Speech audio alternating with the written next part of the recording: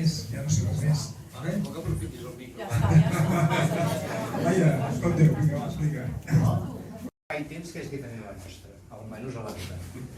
Per què? Bueno, per moltes raons. En aquest cas, aquesta exposició en tenim una i que em serveix fàcilment per explicar-la.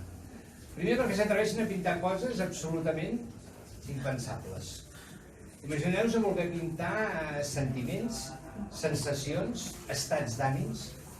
En algun moment un es planteja, bueno, a veure, jo entenc la pintura com una eina per expressió que pot seguir més o menys un cànon, pot seguir una estètica, una referència, però pintar sensacions quasi bé podria pintar amb la llum tancada i pintaria exactament igual. Vull dir que crec que ben bé és igual que hi hagi llum que no. Avui ens farà aquesta mica de performance darrere que això ho permetrà, no? Però, insisteixo, viuen amb una altra sensació o viuen en un moment d'espai-temps diferent al nostre perquè en un bon dia ens presenta un artista com la Laia i ens ensenya un quadre i ens diu això és una màquina de felicitat. I tu te la mires i dius, una màquina de felicitat, molt bé, no? La tornes a mirar i llavors ella intenta explicar-te-la i tu fas un esforç per entendre-la. Al final no l'entens però l'acceptes.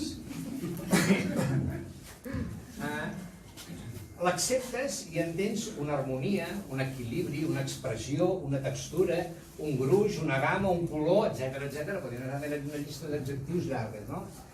Però entens això, però continues sense entendre el principi bàsic que és aquesta capacitat d'expressar alguna cosa, un sentiment, una emoció, un estat d'ànims.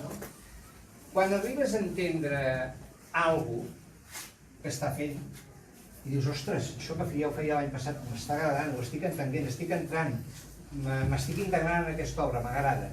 Ella ja està a l'altre costat de carrer fent una altra cosa totalment diferent, pensant una altra cosa, pintant amb un altre color, treballant amb una altra matèria, creant una atmosfera que no té res a veure amb aquesta.